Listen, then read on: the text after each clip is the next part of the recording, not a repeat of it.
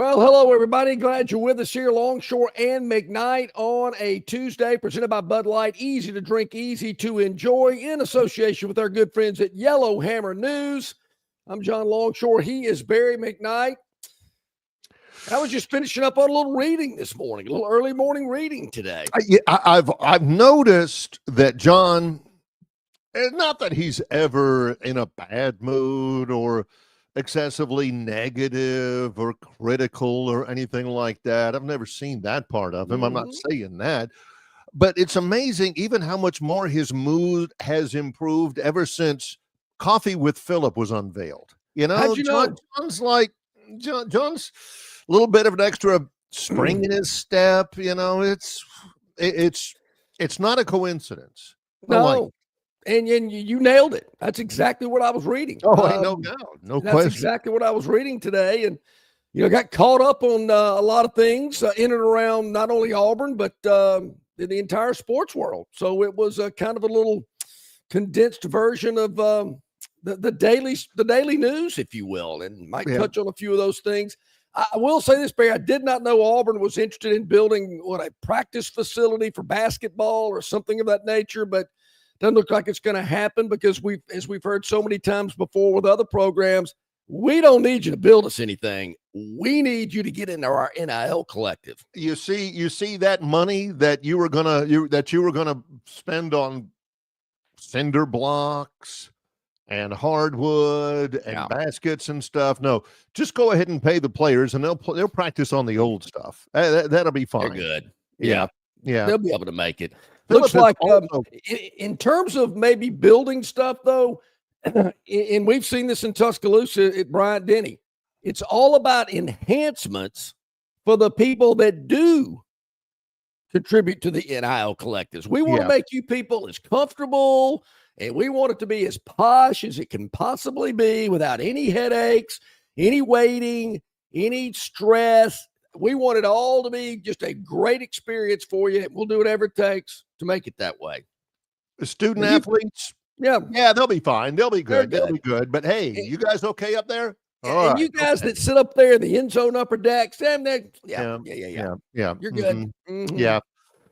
I always like Philip because I usually come in whenever I read him, which is not every day. Of course, it's not every week. Sometimes I'll go a month or two. John's like, every day. A month or two. I end up finding out more about Alabama than I thought I would find out. There's always that little added bonus. I don't charge extra for that. Barry, and if you got it every day, maybe it wouldn't be well, wait a minute. If he dropped an article every day, let me put it that way. It might not be as special. So those days it doesn't drop, you go, ooh, yeah. But then the days it does, ooh, goody, here we go. Yeah, I go in when I read him. I go in with a number in my head. It's not a small number. It's usually like 11, 14, something like that. That's the over under on the number of questions he asks himself. It's his favorite writing device. Does that mean Auburn will go undefeated in the SEC? Why no? That's he loves that stuff. Instead of, I don't really think that Auburn will go undefeated in the SEC. He'll answer his own question. That's a great writing style. Sure it is. And for John, sure, it's preparation. He gets a little bit more insight because John has always considered, with all due respect to our late great friend Jim Fife, our late great friend Rod Bramlett, Andy Burcham, he is truly the voice of Auburn. John could sit here and he could read wareaglefly.com or how to get a message board for 15 or 16 pages. He ain't got time for that. No. Let me see what's going on in Auburn. Let me see what the Aubs are thinking. Let me read some Philip. He reads that and he says, done. Ready to talk about Auburn now. No doubt about it. And of course, the number one team in basketball, I believe, for the fourth straight week in a row. I know it's at least the third. Maybe it is the fourth. Yeah. Just rolling right along. We did mention this yesterday that with Iowa State losing, and they lost bad at home. To a bad team. Yeah, that might push Alabama up a little bit. It did. It's great Auburn's number one. been for almost a month or over a month, whatever. But I've never been a big fan of basketball rankings, and it's all about March. And you got to be one of the 64 teams that get in. Auburn's going to get in. Alabama's going to get in. I believe so, yeah. Then then I get a little bit more interested. In terms of football polls, though, I kind of do keep an eye on that a little bit more because there's only 12 teams in the playoff, hopefully soon to be more. And you got to position yourself to get one of those 12 slots. So I keep an eye on that to see, okay, who's in the top 12? Okay, yeah, they got a shot, need to keep winning or maybe enhance their position to maybe get a better seed, whatnot. In basketball, I don't really pay that much attention to it. Well, you look at it, and for instance, with 64, 65 teams, Winthrop is going to get in, right? You're not sitting here thinking, all right, Boise State's having a great year. They're 12-0 or 11-1. I know nobody's looking at that, but you know that like Yale is going to get in.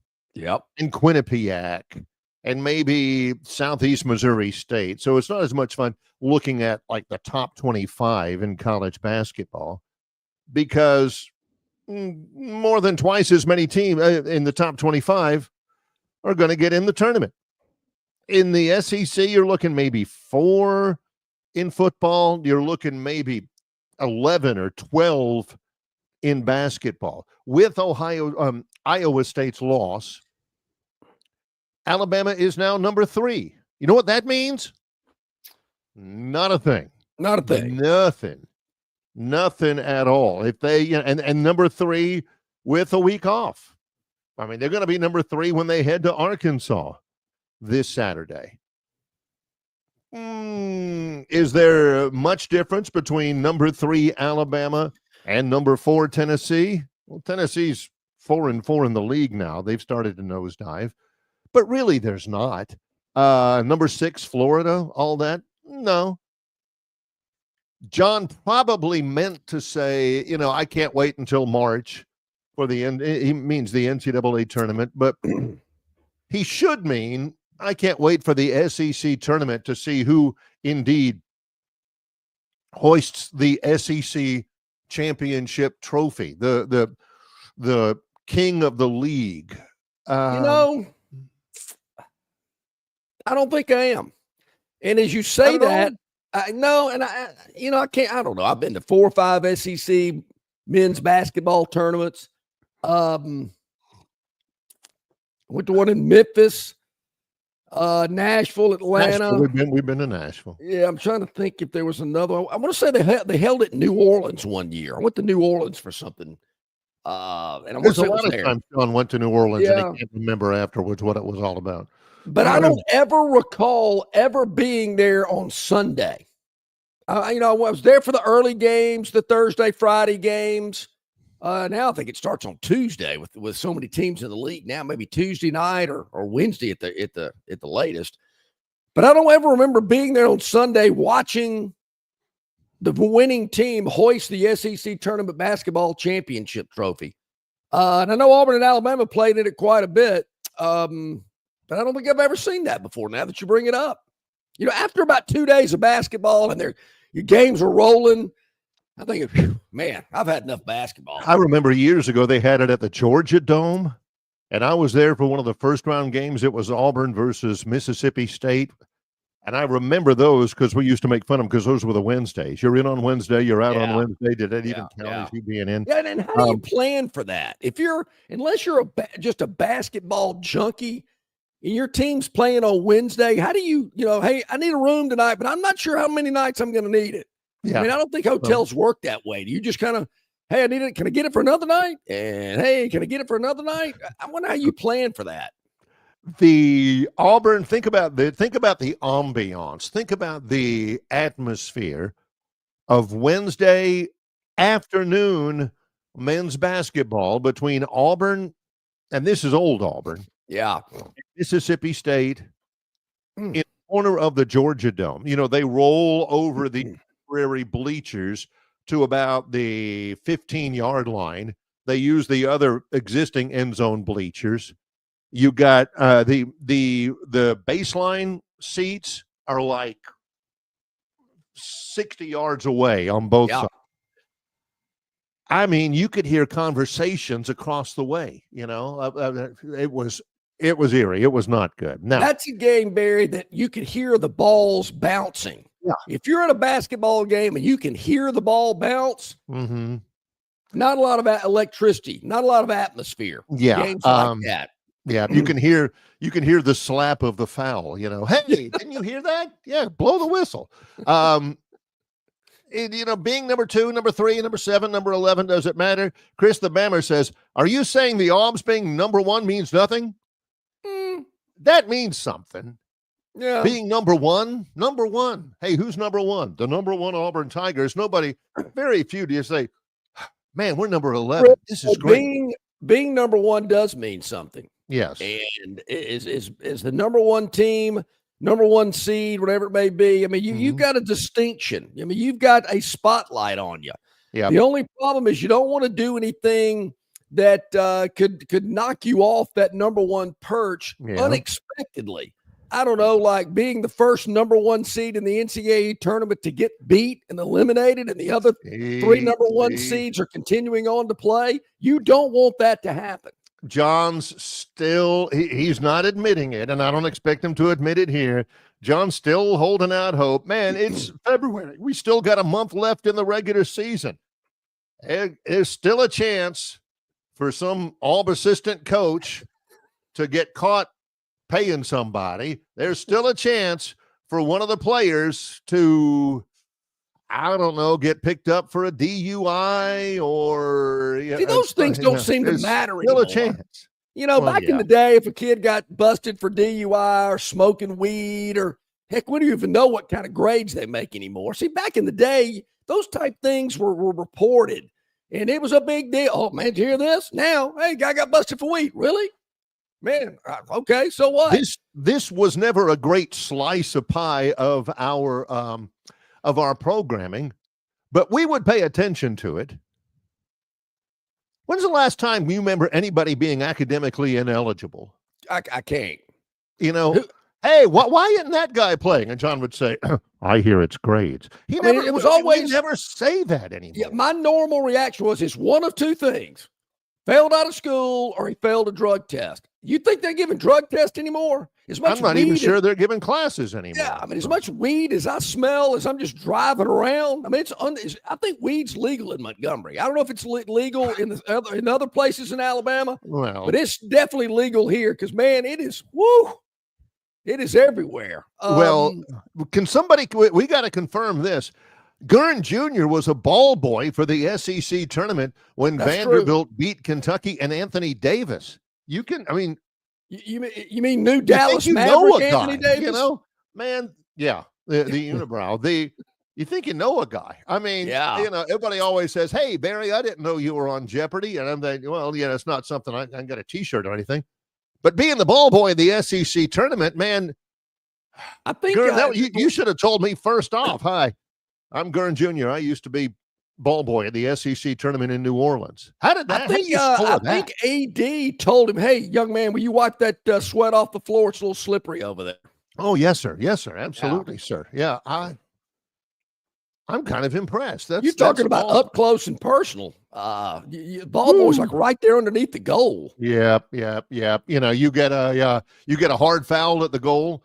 All of a sudden, they're looking over there, and Anthony Davis falls into Gurn Jr.'s lap, and yeah, I think he's okay. Look at that young man springing back up. You know Barry, the roof. This is basketball at its finest. My brother-in-law was a bat boy for the Atlanta Braves years ago. Back in the Fulton County days. Why is that today? Why is that? 27 years with John. Yeah. And why is that today when I don't know, it just clicked to me when you said the ball boy. I said, yeah, my brother-in-law was a bat boy for the Braves years ago. I was a bat boy when I was a kid for the Raffield's Fisheries Men's Industrial League softball team that was the champion of the state of Florida. That's about it for me. That's about all. Yeah, that's pretty good. Well, we're underway. So yeah, what do you learn something new every day? How about that? I'm impressed. My man Gurn Jr. has been holding out. Auburn and Oklahoma tonight, 8:00 on the SEC network. They have to. You'll miss the first 5 minutes of it at least because you're going to be watching the end of Vanderbilt and Florida. I'm gonna be looking to see who the ball boy is at Vanderbilt. Yeah, evidently they've got quite a legacy, quite a standard of ball boys at Vanderbilt now. New Orleans anyway. So yeah, you're going to miss a little bit of it. Then one more SEC game tonight. Number 14 Kentucky against the Fighting Bart Heisches. This is Ole Miss. Sorry, Mississippi's number 25. That's at 6. That's the ESPN game. Why is Kentucky and Ole Miss on ESPN at 6, and the number 1 Auburn Tigers are relegated to the SEC network at 8? Why is it Kentucky versus Ole Miss? Some schools there was a point in time, Barry, that some people thought that there was a particular football program that got a lot of preferential treatment from CBS, and they were shown at the 2:30 window in the falls. That's 2 years ago, man. Yeah. Come on. Well, we are underway. It is Tuesday. Yep. That means Brian Matthews jumps in. Yeah, in about 14 minutes or so, he'll be with us. AuburnSports.com. We'll get some knowledge from Travis Ryer from Ryer on YouTube as well in about 45 minutes. Great to have you in, whether you're on the River Region Straw Chat line or not. We're glad that you're with us. He's John Longshore. I'm Barry McKnight. In association with Yellowhammer News, it's Longshore and McKnight, presented by Bud Light. Don't miss your chance to win big at Victoryland Casino. Play the latest, hottest, most exciting games around with fun bonuses and big jackpots. Don't miss out on your free play. Stop by Player Rewards today and check out this month's exciting free play promotions. Come see why our players keep coming back. You'll have more fun at Victoryland Casino, where you can be a winner too. Victoryland Casino, located off I-85 exit 22, Shorter, Alabama. Must be 21 or older. In sports, if you think joy only happens after you win, think again. Look at the world's most successful athletes like Serena Williams, Brooks Koepka, and Alex Morgan. They don't spend all their days grinding away. They take time to enjoy themselves, like getting together with friends over a Michelob Ultra, because they know that happiness is the key to winning, and that joy is the whole game, not just the end game. Michelob Ultra. 95 calories, 2.6 grams of carbs. It's only worth it if you enjoy it. Enjoy responsibly. AB Michelob Ultra Light Beer, St. Louis, Missouri. Why Hands? At Hands Heating and Air, you get this area's highest ranked service provider with 24-hour repair service, no overtime charges, and their same-day service guarantee. Plus, instead of other companies' 30-day repair warranty, Hands gives you a 3-year repair warranty. Hands Heating and Air is here for you 24/7, 365. And service is not just something they do, it's their way of operating, for you in mind. All of Hands employees are trained to adhere to this standard. They work hard to ensure that this standard is maintained, and they are constantly looking for new ways to better serve you. Call Hands Heating and Air today at 508-5382. That's 508-5382, or find them on the web at 834hands.com. Okay, about 18 minutes past the hour of our first hour here today on this Tuesday, Longshore and McKnight, presented by Bud Light, easy to drink, easy to enjoy, in association with our friends at Yellowhammer News. You can check it out at yellowhammernews.com. Of course, so you can check us out on YouTube, Instagram, Spotify, X, you name it, we're there, and we really appreciate everybody checking it out. Man, the chat line is humming this morning. Good morning to everybody. Hello. Thank you for joining in, and we appreciate that. Daniel says no Alabama fan is going to be a fan of the polls when Auburn is number 1. Really? Come on. Even when Alabama's number 3, they move up a spot. Iowa State, I mean, they were number 2. Or, I'm sorry, number 3. Duke was number 2. Iowa State was just sailing along. We mentioned they lost over the weekend by like 20 at home to Kansas State. Well, they played last night as well at Kansas, and Kansas beats them by 17. What's what's happening? Iowa State is dropping like a shot. So even if Alabama's number 3, you guys don't want to look at the poll because you don't want to see that other name at the top with the success your team is having, and other teams having a little more, and you don't want to consider it. Come on. I could see how that could irk them a little bit.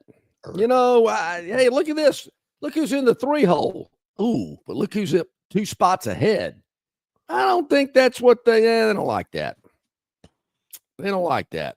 Yep. And maybe they're, you know, let's there again, Bear. I talked about this yesterday. Bama fan doesn't want to admit it, but they're looking ahead. You know, they don't have a game this week. They go to Arkansas, who's coming off a huge win at Kentucky. You know, got to play the Hogs. I'm not even sure who their game is midweek next week. I think we talked about it yesterday, but I can't remember who it is. I think they're on the road, actually, for the next 2 before they come home. They're at Texas.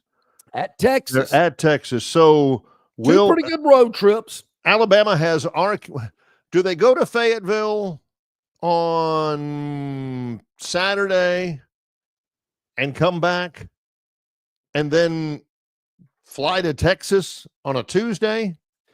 Or do they just hang around, you know? What time's the game in Fayetteville? The game in Fayetteville is on at 7:00. Ooh, see, I was thinking it was early, easier to fly back. But they fly back. They fly back to Tuscaloosa, get home, 1, 2 in the morning. Yeah. Ease into Sunday, Monday, fly out to Austin. So, yeah, I mean, they got to. They can go to Monday morning class? Really? Sure, exactly. So you never went to Monday morning class, and you were right there. Tough. Yeah, the Mondays were tough. Yeah, and I think one semester, actually, maybe 2, had some 8 o'clocks on Monday. Oh, brutal. Nothing on Friday, though. Cannot have Friday classes. No. Couldn't do that. But yes. Only person to ever hold a University of Alabama degree and never attend a Friday class. He was the king of drop and add. Man, he was a scheduling wizard. Man, I need this class. Let's see. They got 3 of them. Tuesday, Thursday. Okay. Monday, Tuesday, Wednesday. Okay. Monday, Wednesday, Friday. Forget it. No. That did catch up to me later on when I went back to finish up, because I would take several classes where we would do it Thursday night, all day on Friday, and Saturday morning. And then you'd come back home and finish up everything. But paid the price there in the finish up session, and it was kind of fun. But of course, then I wasn't hanging out in bars all night on Thursday, waiting for a Friday to roll around. But it did come back to bite me. Okay. But Bama's, I think this road trip coming up is very interesting. Two pretty good long road trips to Fayetteville, to Austin. It's not like going to Starkville or Auburn. I mean, these guys are having to fly and to travel. Yeah. So then they'll, play those 2 games. Then they get ready for Auburn. And maybe they're looking ahead a little bit, but Bama fan knows what's coming. That's their next home game. There are rumors that College Game Day will be there. If College number 1 game versus number 3, absolutely. Game Day shows up. Well, first of all, will they still be number 3? I mean, say Bama drops the next 2. Is Game Day still coming? If they split, but you don't want to limp in to this game against Auburn. I don't think Auburn's losing based on who they're playing before they play Alabama. Mm-hmm. But these games are certainly winnable. I mean, Texas and Arkansas have not really been the upper echelon of the league so far. They've had some wins here and there that were big, but you don't want to look ahead. Maybe the fans are looking ahead, but I'm sure Nate Oates is telling his team, don't look ahead. We got to take care of business on the road. You don't want to limp into a game like this, particularly if College Game Day is coming. One of my great friends, great young man, fine a young man as I know, ate lunch with him and a bunch of others on Friday at Sisters, as a matter of fact. And Oh, awesome. he's an Auburn student. He Okay. is, he came in on Friday and ate lunch, and his dad has an in with one of the athletic trainers at Alabama. So they're going to be at the Alabama game in Tuscaloosa on the 15th. And because he's an Auburn student, and he goes to all the Auburn games, he'll be there at the very end. So I told him, and he checks out the show when he doesn't have class. And I said, when you don't have class, you can watch us anytime. Yeah, I tell you what, get out of class, grab yourself some pizza, get yourself a sandwich, and feed up and check out Longshore and McKnight at your leisure. He says, yeah, I need to start doing that. How about doing a class project on us? That would be a neat idea. Yeah, that's exactly right. We could do one on mythology, but get him maybe a contrast in the atmosphere as a student. And I mean, he's 20 years old. Yeah. Student. The atmosphere in Tuscaloosa versus the atmosphere in Auburn. And he looked at me like, oh, I can go ahead and tell you that right now. I can tell you that too. Atmosphere in Alabama is not bad. It's good atmosphere. 50 times better than it used to be. But man, they go to Auburn goes to Tuscaloosa after they play Oklahoma, Florida, Vanderbilt. So they still got some stuff going on. For Auburn, there's only 10 games left in the regular year. You got Kentucky in Rupp, which lately, John, ain't a big deal. No. You got Vandy at Vandy, which is, I mean, that's just a cave of horrors. It's just a weird place, right? And you've got Alabama at Alabama. That's all of that, by the way, except, Vandy on the road and Alabama on the road are back to back, the 11th and the 15th. They get through that stretch. They end up with 7 games left to go after the Alabama game. They might run the rest of the way. Good. I'll look ahead and tell you so. Yeah, they certainly could. Then you kind of look at it. All teams do. Coaches will tell you it's one game at a time, but they're all looking ahead just a little bit. And it's interesting about the differences in Coleman and Neville.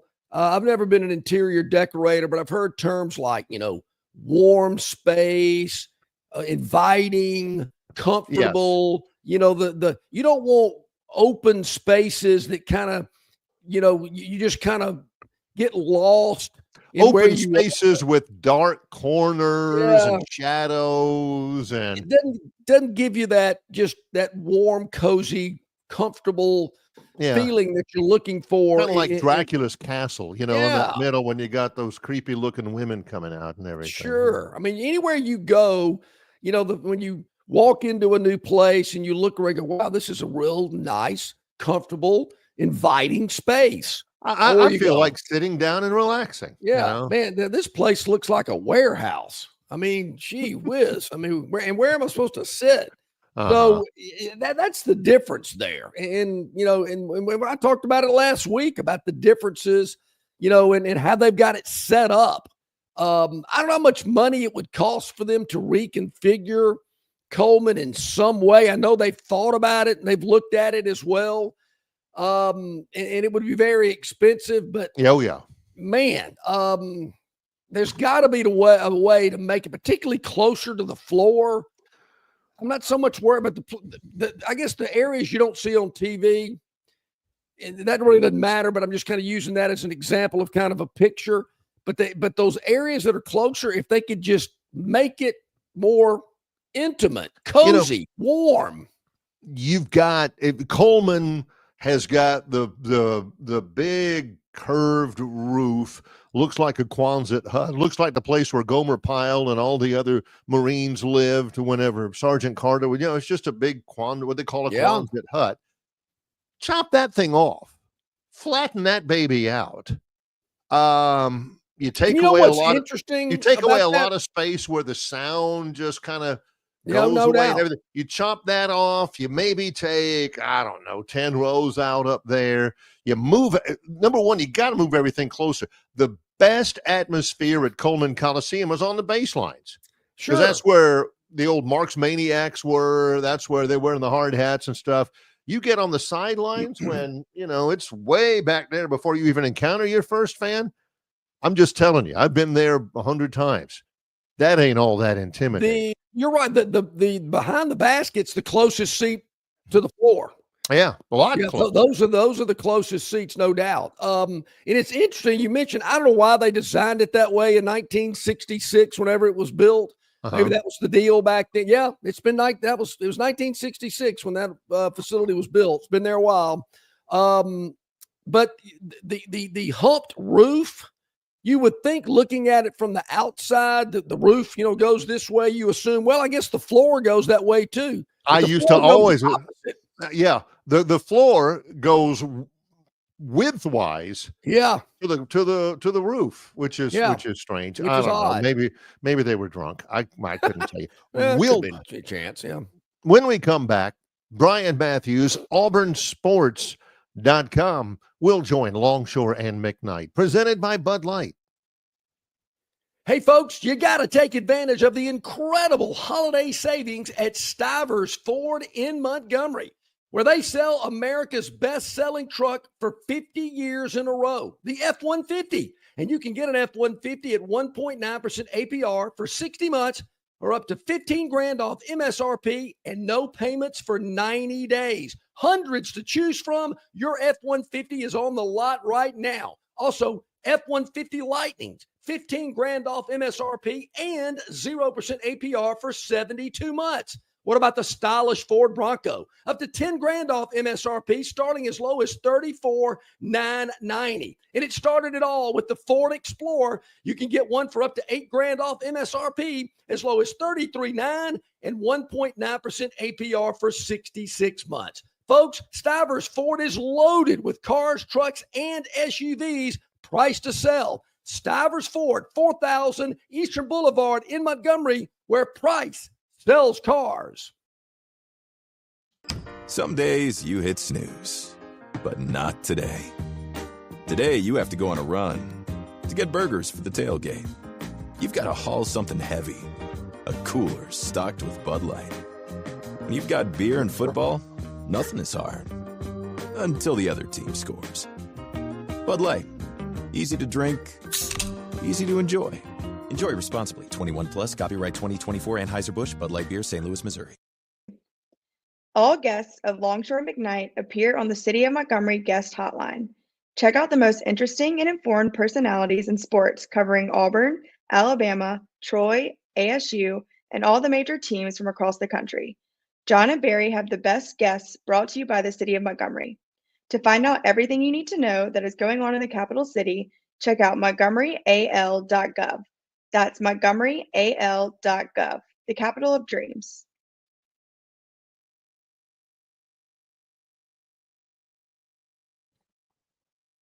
Back again with Longshore and McKnight. We are into I got to do 10 things before we get back on the air every morning. Gee, Manetti. God. Got a lot going on. Yep. Brian Matthews, hopefully in just a couple of minutes here. Later on, Travis Ryer, BamaOnline.com. Auburn plays tonight at home against Oklahoma, and then Saturday at home against Florida, before going on the road for a couple of big ones next week, Vanderbilt and Alabama on the road. Tide is off until Saturday when they go to Arkansas. It's a Saturday night, Tuesday stretch on the road for Alabama, 7 o'clock. Saturday. In football, you'll hear the coach go, well, we're going to give them today and tomorrow off. Does that happen in basketball? Or do you just have to come in and shoot for like 10 minutes? We don't want you to go a day without shooting. Well, I mean, you have the NCAA mandates that you have to have a day off. Troy had a couple of days couple of weeks ago because it snowed and the campus was closed and you couldn't get there. And that was about it. For instance, this is my last day this week where I'm doing it from my home studio. Oh, Tomorrow wow. I'll be doing the show from Harrisonburg, Virginia. We're flying today, and they're practicing right now. And when we get there, we'll have a shoot around tomorrow. You never practice on the day of the game other than just to get some shots up, and that's really about the only break you get. It's a grind. And the teams that are the most well-conditioned and the teams that are the deepest are the ones that really win in February, John. And here we are in February, and there's a lot at stake. Auburn has the number 1 ranking. The Tigers have only lost once all season long. These are the salad days. I don't know why it's the salad days, why that's a term, but these are the salad days for Auburn basketball. Brian Matthews joins us. He covers Auburn athletics from auburnsports.com and joins us in the middle of us. Hey there, Brian. How you doing?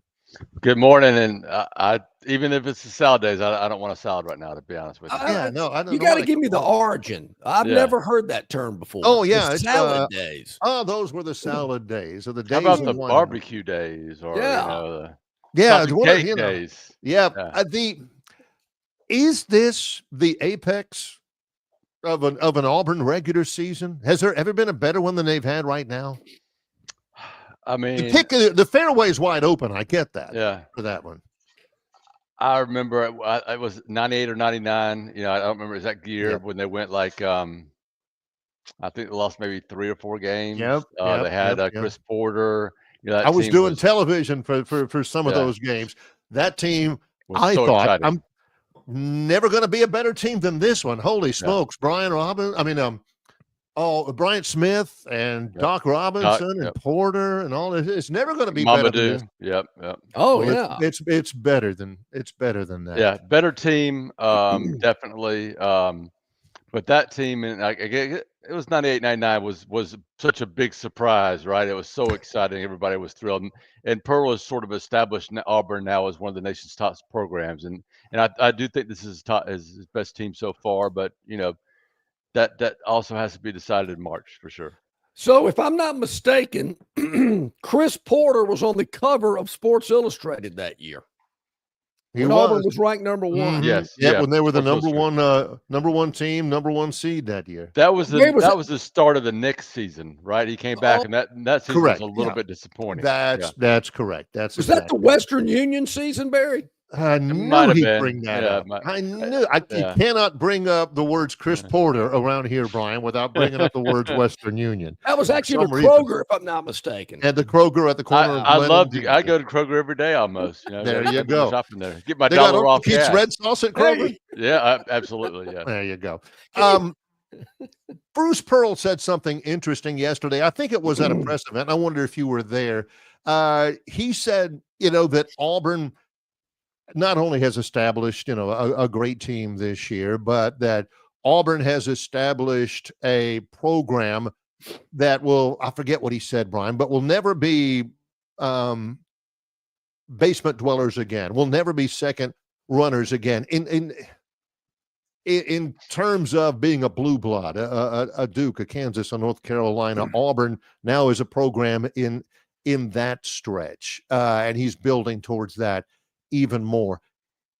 In terms of the program, not just this year, is that likely? It is, as long as Pearl's there. But I've been a part of Auburn basketball for a very long time, almost 40 years, unfortunately, going back to 85, my year as a freshman. That's a lot longer. It doesn't seem like that long, but we'll see. He has built Auburn into a special program with the fan base, the support.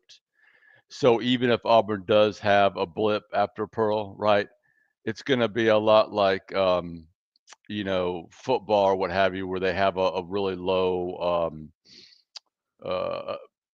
they're not going to accept losing for very long. So I do think, and I also think they're going to be able to go out and afford to attract good and quality coaches, right, that aren't going to have those. So in a way, I think he's right, but I also understand that, Auburn has a program which has changed tremendously over his 11 years, still has a history of not being a very stable and year in and year out a great program. So does that make this year for Hugh Freeze really, really important? Yeah. Yeah. Oh, yeah. Yeah, no doubt. There's absolutely no doubt that he is going to have to win and take a couple of steps forward after the last 2 seasons. Brian, I want to say last week I'd heard that there was some talk about Auburn wanting to do some stuff with a practice facility. The board was going to discuss it. It was voted down, and it's the era in which we live in. It's all about NIL facilities. We're not worried about that. What can you tell us about that? Yeah. What actually was it that they wanted to build? Well, back in 2022, the board of trustees approved a plan to build a separate practice facility for men's basketball. It was going to be attached to Auburn Arena. It never really got off the ground because shortly after that came the era of NIL, and now we're even expanding that into the era of revenue sharing.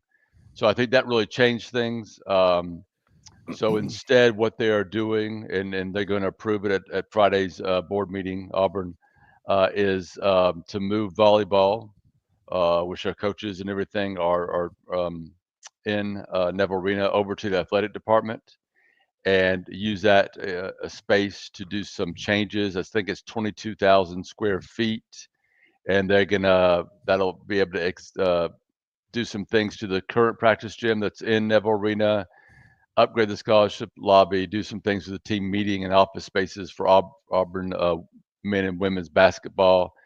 And that project is going to be about $9 million, which, is sort of the era we're in now. I think the era of, the crazy, everybody's building a new football only facility and all these new fancy things is kind of ended, with NIL and revenue sharing. But, you're still going to have some projects that are just going to move a little bit slower.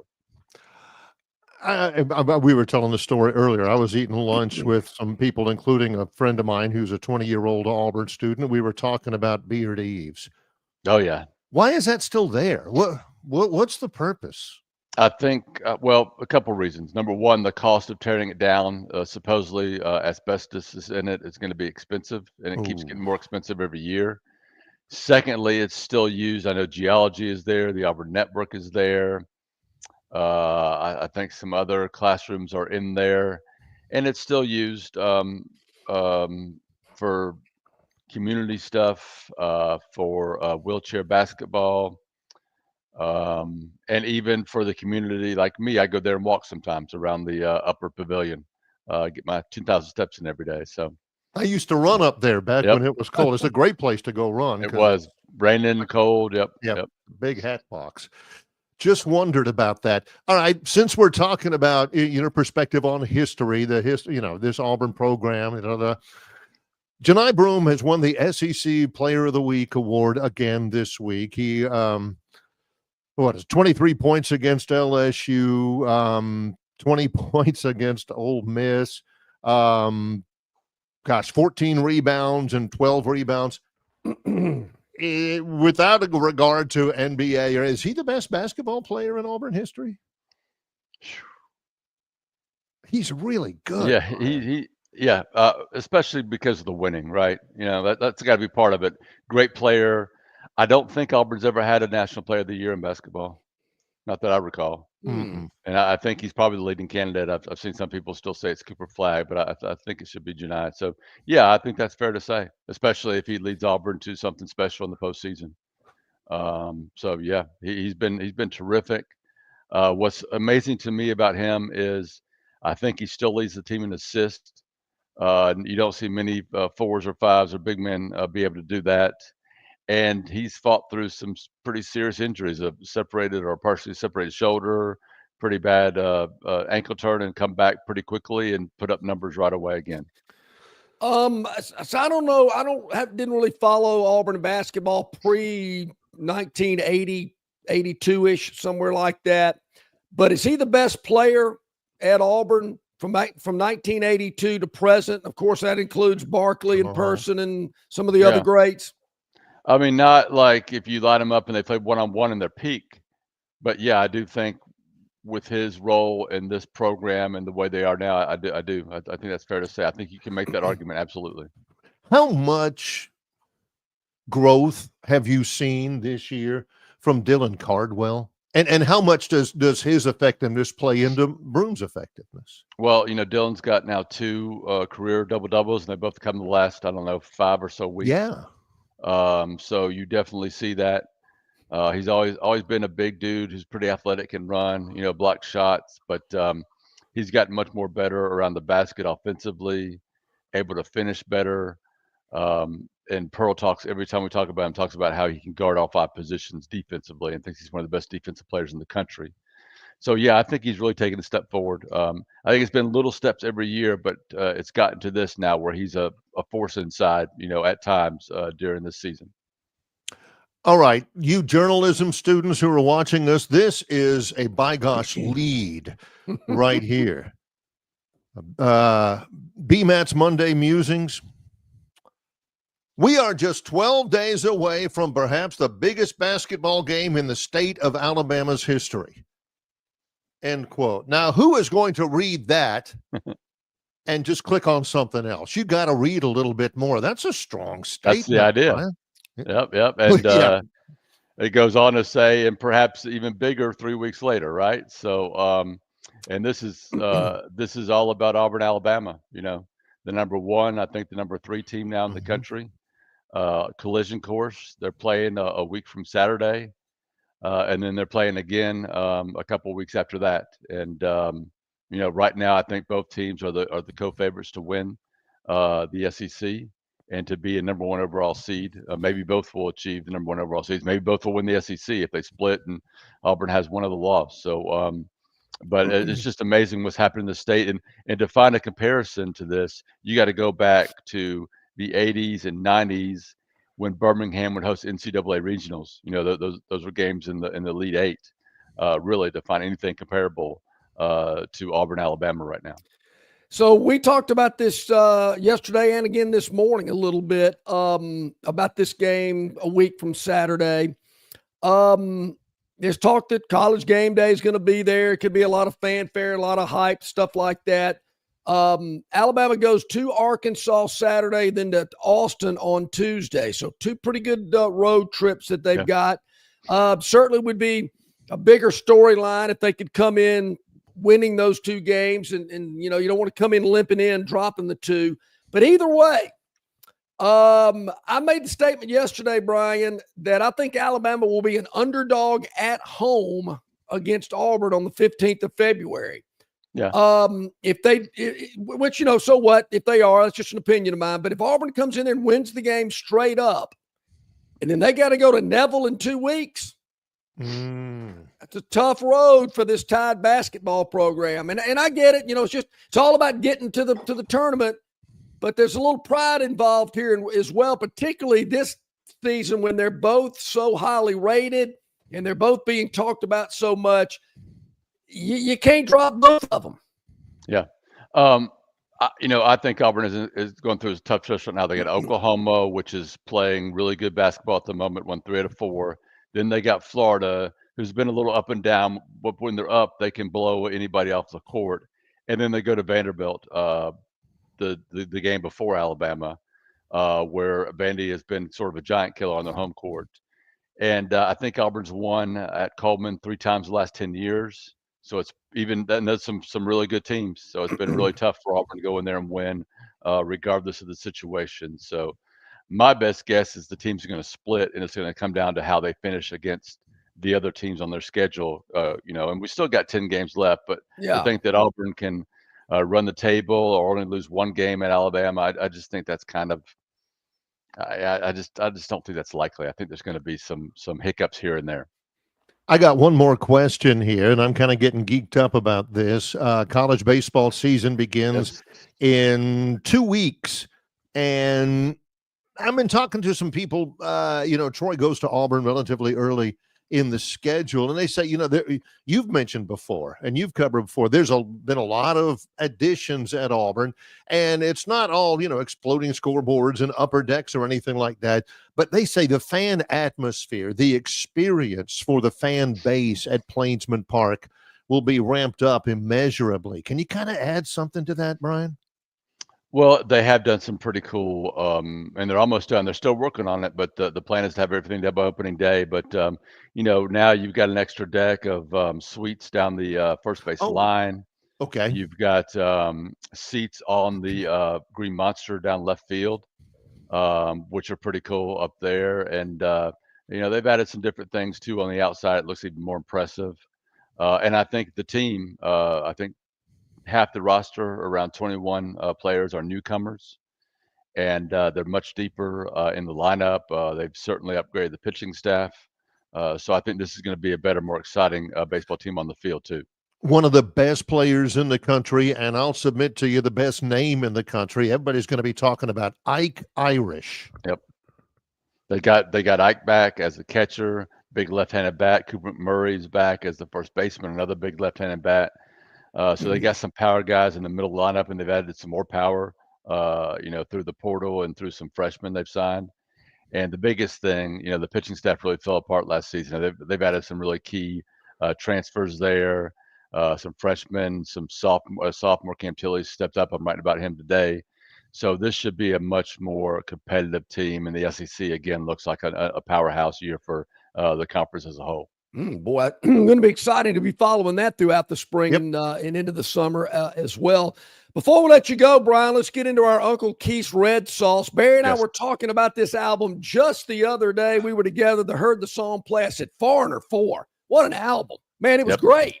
I had that actual album back when I was really young, one of the first albums I ever owned. Yeah, it was incredible. It really was. 40 years ago today, one of their songs, I want to know what love is, was the first song that's accompanied with a gospel choir to hit #1 in the country. That's where I sort of started and got to Foreigner this time in Monday Musings. That was good stuff. Monday Musings brought to you by Uncle Keith's Red Sauce. The tender and steadfast love story between Brian Matthews and Uncle Keith's Red Sauce goes back even well before they became a sponsor of the Monday's Musings. And Super Bowl Sunday is a great time to have the chips and that delicious Uncle Keith's Red Sauce. Yeah, you got to have that chip and salsa for Super Bowl. Absolutely. Yeah, for all you lawyers out there, he said Super Bowl, not us. It was Brian Matthews. And you know what? One of our title sponsor, Bud Light, need to make sure you stock up on that as well. There you go. As you're having those chips and Uncle Keith's Red Sauce. That is a great combination. I'm getting thirsty just thinking about it right now. Yeah. Maybe have some for breakfast. Hey, it's been done before. Yeah.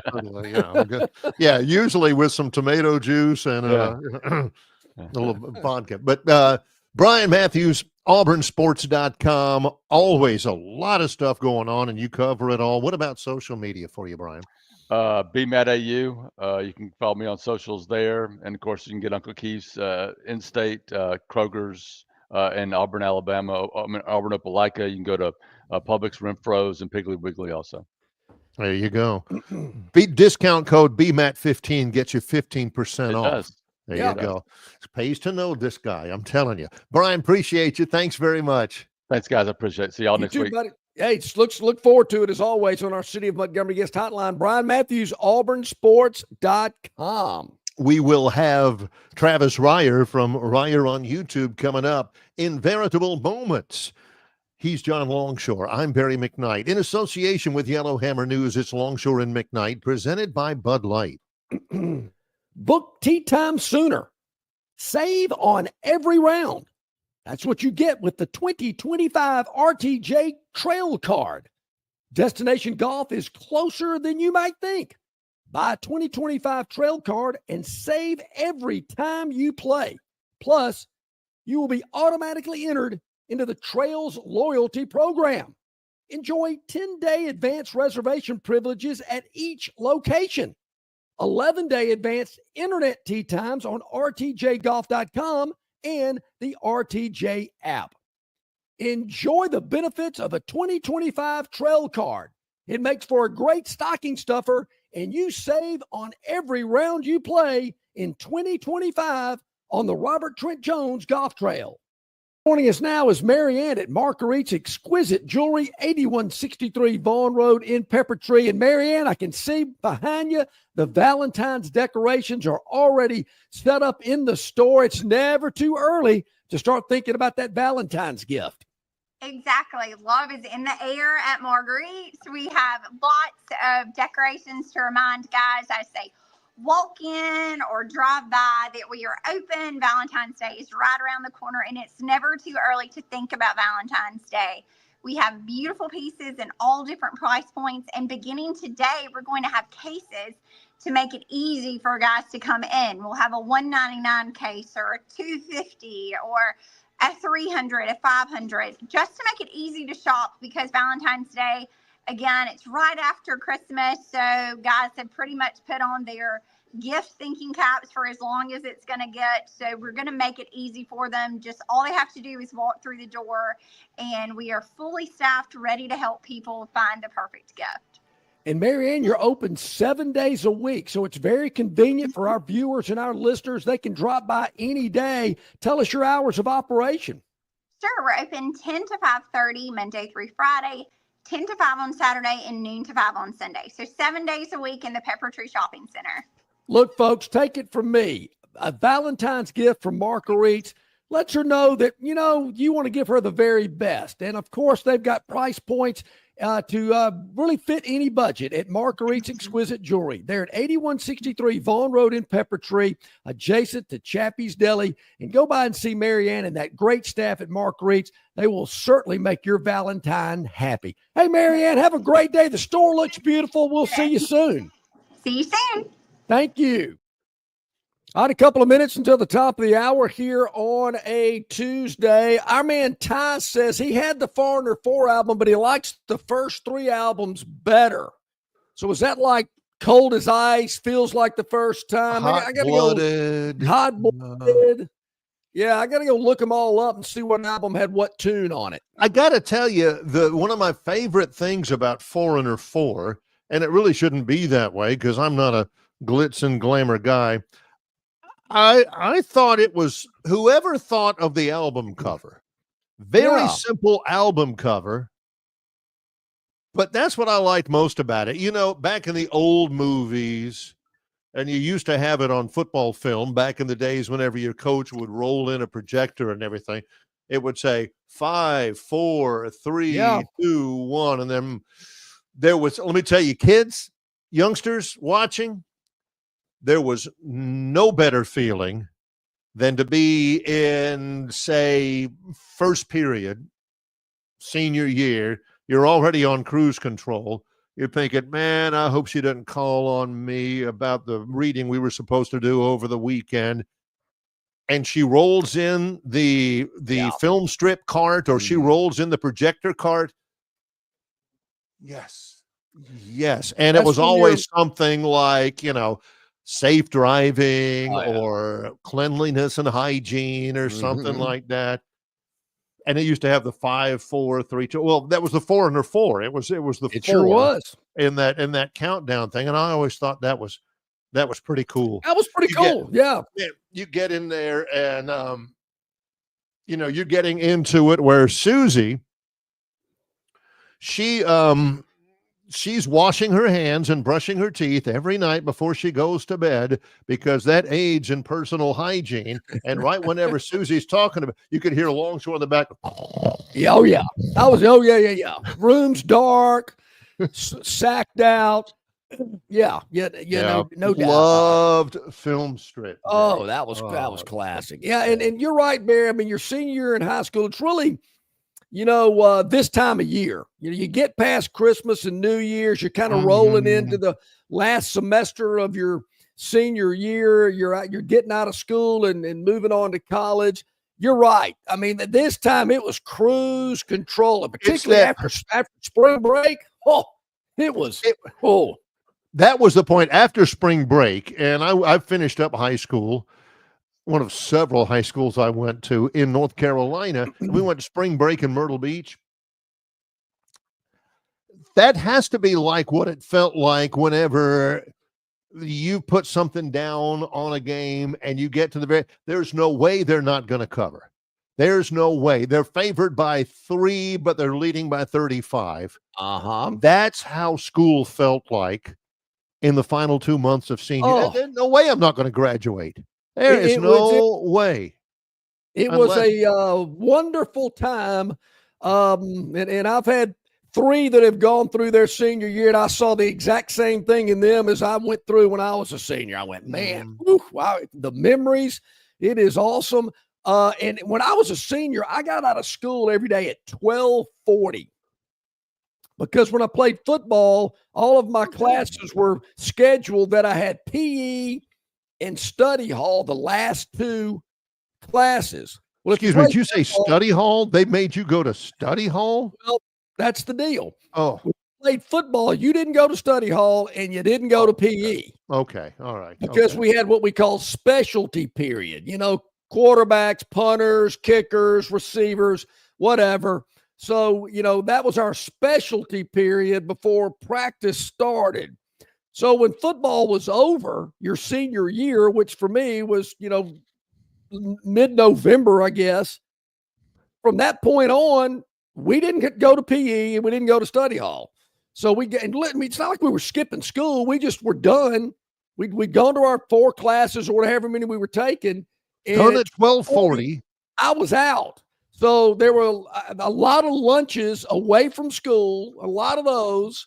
And when the weather turned in the spring, there was a lot of afternoon golf being played my senior year. So you've got Delbert, sophomore, who's still working on that acne problem and has do you ever see these anymore? Braces where you have to have the little strap that goes around the back of your neck and everything? Oh, yeah. Yeah, Delbert was in their sophomore year studying for chemistry, for pre-calculus, and Longshore's over there, Delbert's over there saying, okay, the sign of 3, Meanwhile, Longshore's saying, okay, I got about 140 yards. See the wind's coming. What's going on? How in the world is that fair? Well, I thought that when I was a sophomore. I'm 10th grader going, gee whiz, I got to go to school till 3:00 or whatever. But the senior year, that was maybe I guess they called it a senior privilege or whatnot. Now there were other seniors that didn't play sports that were there till 3. But suckers.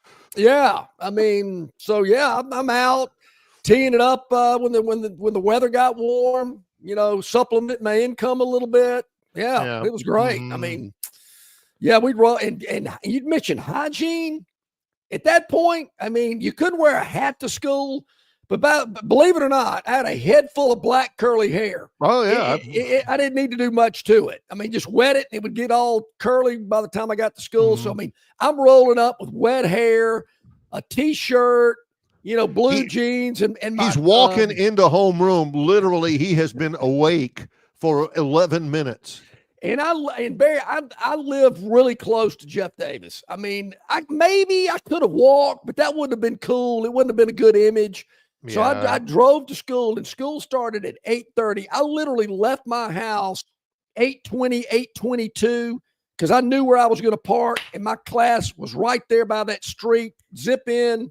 It was great. I didn't know how good I had it. It was awesome. Those were great.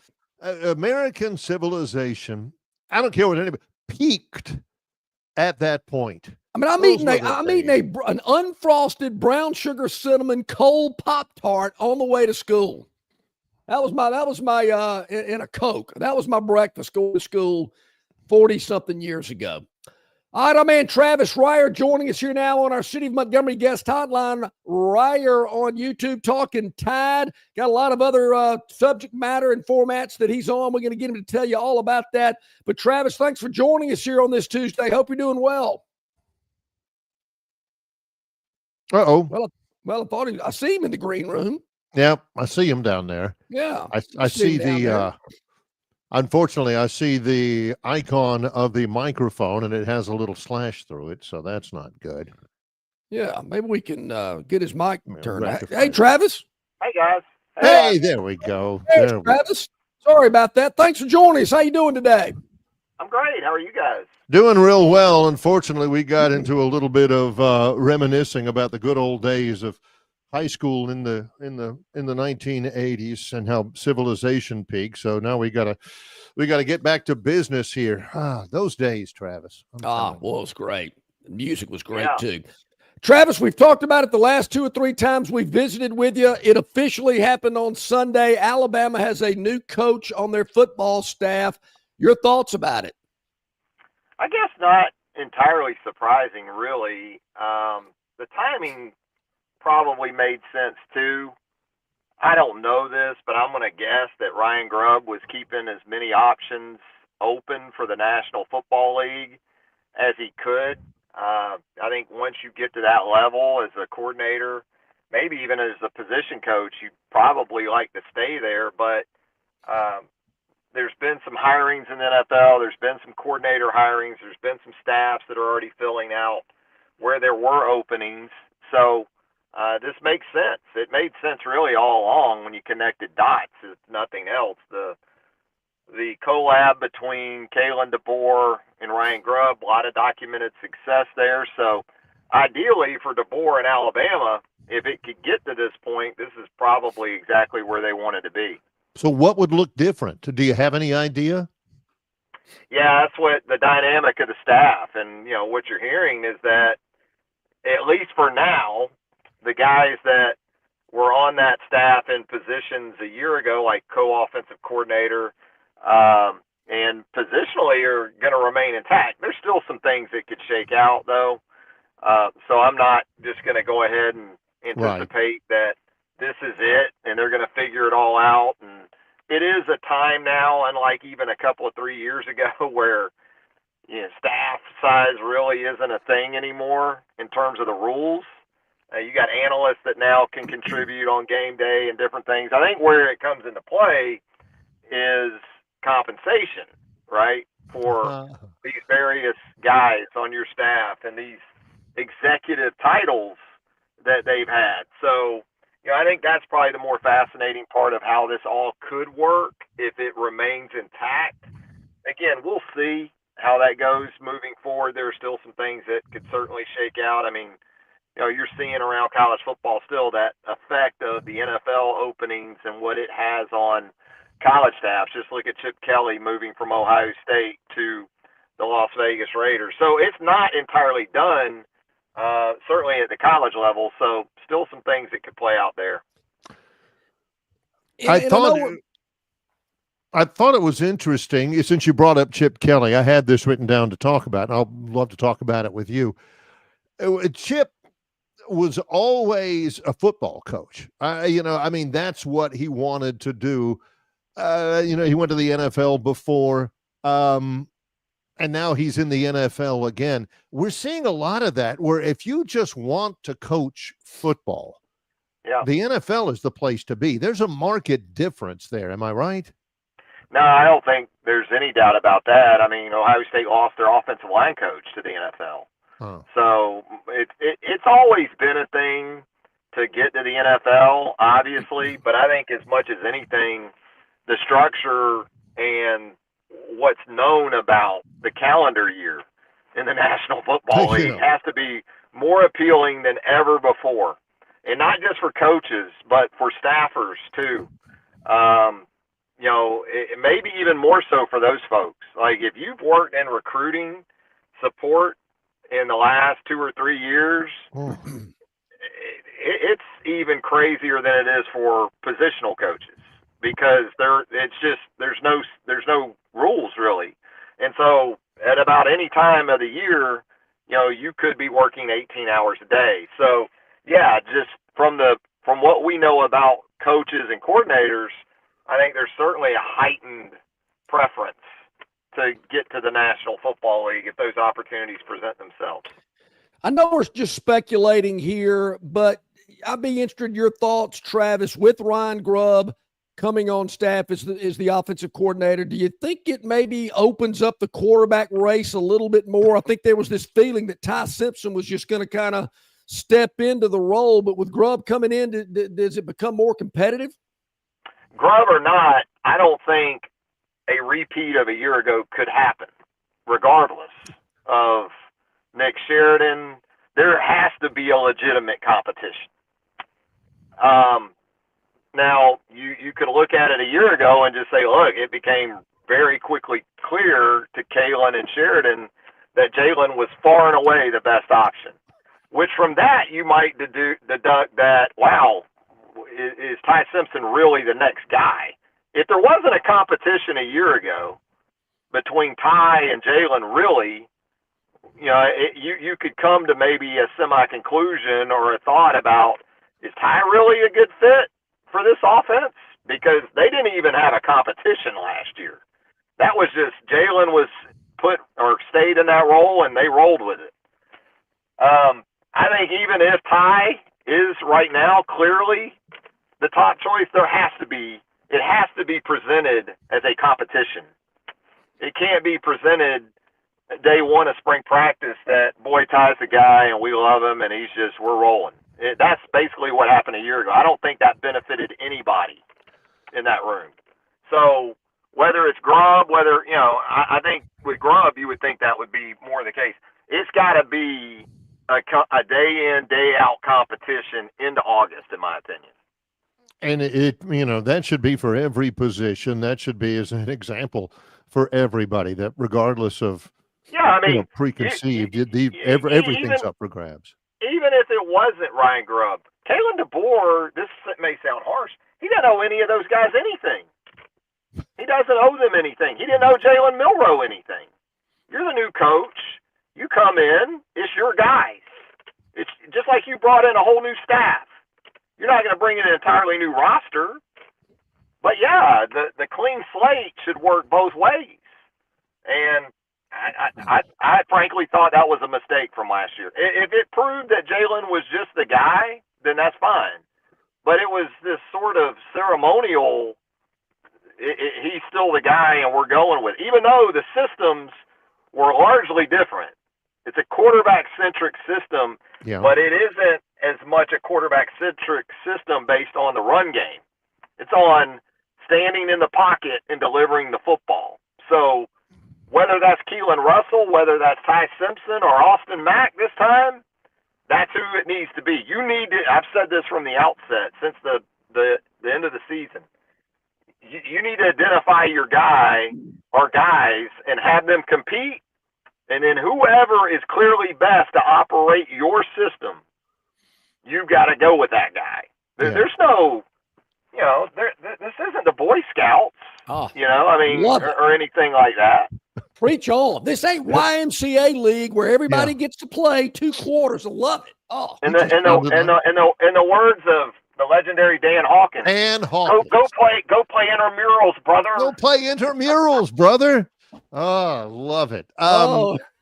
Travis Ryer bringing some truth bombs. Let me ask you the guys were kind of bummed out because previous years they got a couple of weeks off. I love that whole rant. Man, I could go listen to that right now. Right, yes. We're going to have to play that sometime. The email from the parent that he reads to the team is beautiful. One of the truly great press conferences. The guys were kind of bummed out. Yeah. And then he just rages. It's beautiful. I wonder how that kid felt when he read the email that his parents sent. The kid's probably going, I'm going to guess that kid wasn't hard to spot because his head dropped as soon as he started reading. Face red. Eyes to the floor. Mom, what'd you do that? The guys were kind of bummed out. The best. As though that's the most important thing. Let's put on your NFL personnel director hat here. Did the Senior Bowl help or hurt Jalen Milroe? Yeah, it seemed like it was day to day. Early, it didn't sound good. Then it sounded like he rebounded. You watch the game. Look, if I was any of those quarterbacks, I wouldn't even play in the game because the damn pass protection. I think Longshore at left tackle and me at right tackle would have about the same success. Plus, these defenses cheat like hell. They're bringing blitzes when they're only supposed to rush 4. There's no way, if I'm a quarterback, do I play on Saturday. I go through Thursday, and I'm on a plane out of Mobile by Thursday night.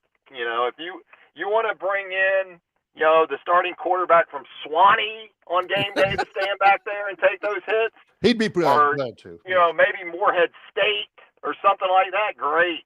But look, Jalen threw a dirt ball his first ball. Then I thought he drove in a slant nicely. And then it was just no chance because interior protection, exterior protection. I mean, look, to be fair to Jalen, it probably felt somewhat like a couple of times at Alabama when he took some of those shots. So, I don't think he helped himself immensely, but it's such a long process, and these teams can talk themselves in and out of anything. They really can, because this is still the 1st of February, and we're not drafting until about the end of April. So think about everything that can happen in these next 3 months or so. You and the two of us on an offensive line, Travis, that'd be interesting. I remember when I played, the O-line coach would call it an Olay block, like a matador. Yeah. I could see us being the matador. It was rough to watch those quarterbacks in that game, man, because and it just underscored again the dearth of quality OLs anymore. You know, I mean, and I know every one of the best OLs in college football weren't in that game, but still, I mean, even the guys from Texas that a lot of people like, I saw them this year get, blasted. Yeah. So OL play is rough right now. John at left tackle would make Conrad Dobler look like a Boy Scout. You talk about leg whip, going for the chop block. Yeah, exactly. Every illegal tactic I holding, you better believe it. Give me a thought about a break right now. Alabama basketball now number 3 in the country. They've got a week before they have to go to Arkansas and Texas next week. The level of play right now, the efficiency. What do you think? I thought it was good to see them do what they needed to do against Georgia, win that game in a fashion that you expect them to win it. I know Georgia had played well earlier in the conference season, but they're in kind of a free fall now. Yeah. So you expected Alabama at home to do what it did. And I think the break comes at a pretty good point for them because, look, you knew this all along that these last 8 or 9 conference games or whatever the back half is, this is when it was really going to get real with Auburn a couple times, Tennessee, Florida, even Arkansas now after Cal went into rough and gave Big Blue Nation the middle finger on Saturday night. That's a game now that you're anticipating coming up this weekend in Fayetteville. So it's going to be a fun back half of this SEC schedule. Not that the first half was a walk in the park, but even going to Austin, in a couple of games. I know Texas, record-wise, it isn't great, but they can, on the road in that situation, be a real problem. So they've positioned themselves about as well as you could. You'd certainly like to have the home loss to Ole Miss back, but hey, you've gone on the road and taken care of business at some tough places. So I think that even has kind of evened out. But I think they're right where they want to be, and it's a good thing because it gets really tough from here. Well, it does, and as fans and as media members and such, well, we look ahead. We look ahead of what's coming up, and Barry and I talked about it earlier. They're at Arkansas Saturday, then a quick turnaround. They're heading back out to go to Austin on Tuesday. So 2 long road trips before they welcome Auburn in on the 15th. And there again, going to be a huge atmosphere, huge environment, big game to say the least. But to me, that is so important, Travis, just maybe from a momentum, from a psychological standpoint of what's coming up the next 3, particularly with that third one. You're back home for after a week or so on the road. But then you go to Auburn 2 weeks after that. Winning at home is going to be very important because winning over there is going to be very difficult. It is, and that's why you got to try to hold serve at home. That's why the Ole Miss loss at the time hurt, but that's why it was so important to immediately go to Rupp and get that replacement grade, as I've called it there, for that F at home against Ole Miss. So, look, this is a veteran team, got some old dudes, and even the young dudes like LeBaron Philon don't play like they're young guys. So they're built for this, and as it should be. If you're a legitimate Final Four contender, you're going to go through this stretch and come out of it better than a lot of teams would. Travis Reier, here in February, what's the content look like for Reier on YouTube? What are you focusing on? Yeah, we got SEC stuff, some Alabama stuff, some NFL stuff. So a little bit of a mix there at Reier on YouTube, and I guess maybe we'll even talk some Scott Cochran. What about Scott Cochran, new head coach at West Alabama? What do you think? That's I mean, it's going to take a heck of a get-back coach for that guy. I mean, for Scott, who's the get-back coach for the get-back coach? For the get-back coach, yeah. Yeah, there'd be some energy on the sidelines in Livingston. Yeah, I know that's kind of Seinfeld-esque, but you ever notice the get-back coach doesn't have a get-back coach? But no, good for Scott. In all seriousness, we know he's been through it, been through the barrel with some things, and hey, it's really cool, and definitely going to bring juice. I think he'll be successful, Travis. I think he can be too, and I think the time that he's had at places like LSU, Alabama, Georgia, from a staff perspective, he's got to have a great feel for who he needs to bring in. And build that staff, and then sort of just be that overseer of everything, and it's going to be fun to watch. I'm happy for him. Yeah, me too. Yeah, me too. You mentioned the NFL. I know we talk a lot of Jags here on the program, Saints and whatnot. And there's a lot of coaching moves going on this time of year. I just would be interested, Travis, your thoughts about the Cowboys hire. Yeah, I don't think it matters as long as Jarrah is wearing about 7 hats in that front office.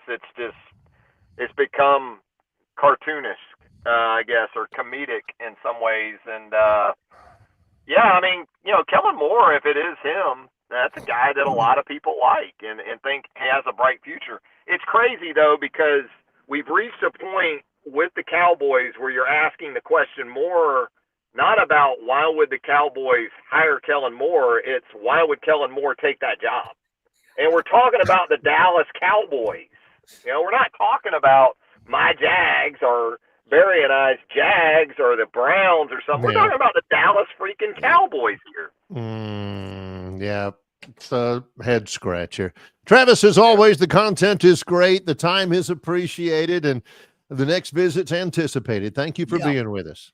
Thanks, guys. Have a great week. You too, buddy. Thank you so much. That's Travis Reier on YouTube, talking Tide. You name it. He's got a lot of different subjects. I wasn't gonna bring it up maybe next week. I had some of the worst chicken salad I've ever had over the weekend. It was just brutal. And Travis has warned me, you got to worry about chicken salad that's got fruit and nuts in it. And this did. But the taste combination just, it was too creamy. Maybe too much mayo. I don't know what it was. Too much mayo is a big-time issue with horrible. me. Well, when we come back, maybe the topic wheel. Oh, yeah. Maybe we'll riff a little bit here and there as we continue on. It's our Tuesday show, episode number 111. Oh, how about that? One way or another. Was that a lyric from a... That was Blondie, right? Yes, it was Blondie. Yeah. Yes, it was. I'm going to get you. He's John Longshore. I'm Barry McKnight. Glad you're with us in association with Yellowhammer News. It's Longshore and McKnight, presented by Bud Light. Hey, this is Barry McKnight from Longshore and McKnight, telling you about our friends at River Region Straw. You're not buying sticks or stems and pine cones. You're buying premium long needle pine straw from River Region Straw. Kenny and his staff have access to the best pine straw in the River Region, full of color, that'll last all season long. They've got locations in Montgomery, Prattville, and Auburn, and no order is too big or too small. From a few bales to an 18-wheeler trailer load, River Region Straw also has seasoned firewood for the cold days and nights ahead. Pickup is available, and your order can be delivered if you like. They can even spread your pine straw if that's what you want to have happen, for sure. Call or text Kenny today, 669-5959. That's 669-5959 for all of your pine straw and firewood needs at River Region Straw. Heads or tails? Kick or receive? With the wind or against the wind? Buy your friend a Bud Light. Buy a stranger a Bud Light. Go to your team's bar. Go to the opposing team's bar. Buy around during the next truck commercial. Buy around during the next talking duck commercial. If you're truly up for whatever this weekend, grab the perfect beer for whatever happens. Crisp, refreshing Bud Light. Make 2 plans and let the NFL coin toss make the call. Enjoy responsibly. Bud Light Beer, Anheuser-Busch, St. Louis, Missouri. Phoenix Physical Therapy is ready to help patients recover, recharge, and rise. They develop a customized therapy plan for each patient to get them back to enjoying their favorite activities. Their experienced team is committed to providing exceptional care in a professional environment. Whether you're looking to prevent or treat an injury, recover from a recent illness, or recuperate from surgery, schedule an appointment with our clinic and take advantage of our physical therapy, athletic training, workers' comp, and employer solutions service. Experience elevated physical therapy today. Call Phoenix Physical Therapy at 239-9316. That's 239-9316.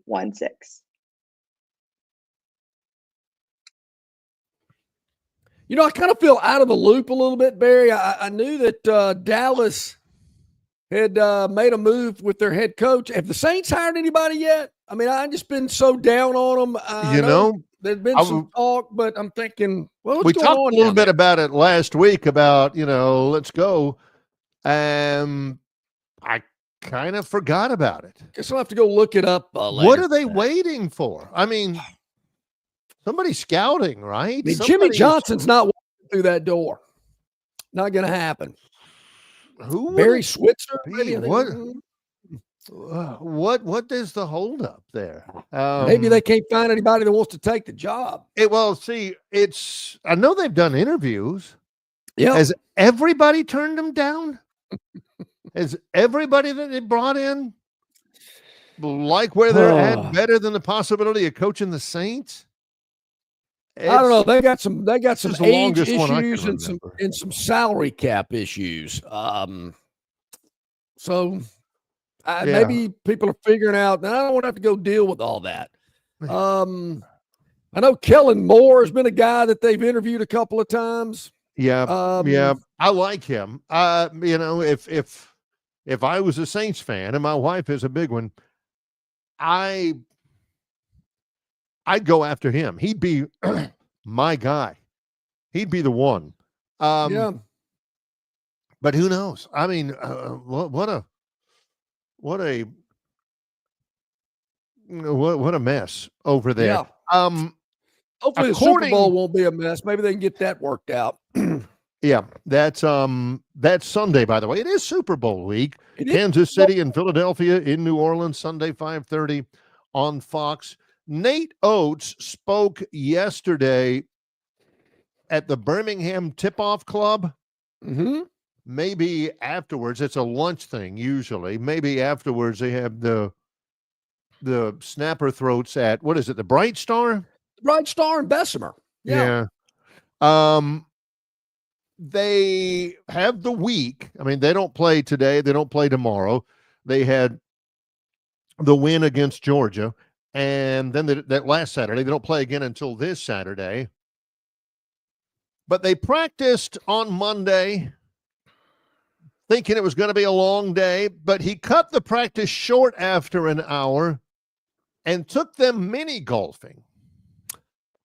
They didn't practice a full Monday practice. He didn't tell them about it until all of a sudden at the end of an hour blows the whistle. Okay, guys, huddle up, lank on one or whatever they say. Yeah. And I got a surprise for you. We're going to the Northport Putt. Well, he said Grant Nelson beat me by one. So he must have won. I don't think anybody else on that team would have beat me. I like it. I do like it. I like that a lot. It is a grind out there. Give them a chance to just for a little bit. But I wonder if Wimp would have done that. Would Wimp have taken Leon Douglas and Bobby Lee Hurt mini golfing? Probably not. Maybe they would come up with another activity. And it was a beautiful day yesterday. It was a beautiful day. Beautiful all week. And I have yet to go there, Barry, but if if I had to guess, they went to a place called Pop Stroke. And this is a kind of a souped-up putt-putt course that Tiger Woods is involved in. And they've got them in – really, it's interesting that they got them in Tuscaloosa. I mean, there's one in, Myrtle Beach and Orlando and, You say Top Stroke? It's called Pop Stroke. Oh, Pop, P-O-P. Okay. I was saying and not golf. It's kind of like it's the same concept as a Top Golf. You can eat, you can drink. It's kind of got that bar atmosphere, but they've also got this souped up putt-putt course. It's got kind of bunkers and water features and things like that. I mean, I hear it's really cool. There again, they've got one in Tuscaloosa. There's several in Texas. I think they're growing. They're Vegas, Myrtle Beach. But in Alabama, they've got one in Tuscaloosa. It's the only one in the state. And there again, they're in Arizona, Florida, Nevada, South Carolina, and Texas. This group thought Tuscaloosa would be a good place to put it. Pop Stroke. I have yet to go, but it's called Pop Stroke. I'm going to be in Tuscaloosa later this month. I'm going to go by and see it. Is it conducive to wagering? Oh, yeah. Oh, heck yeah.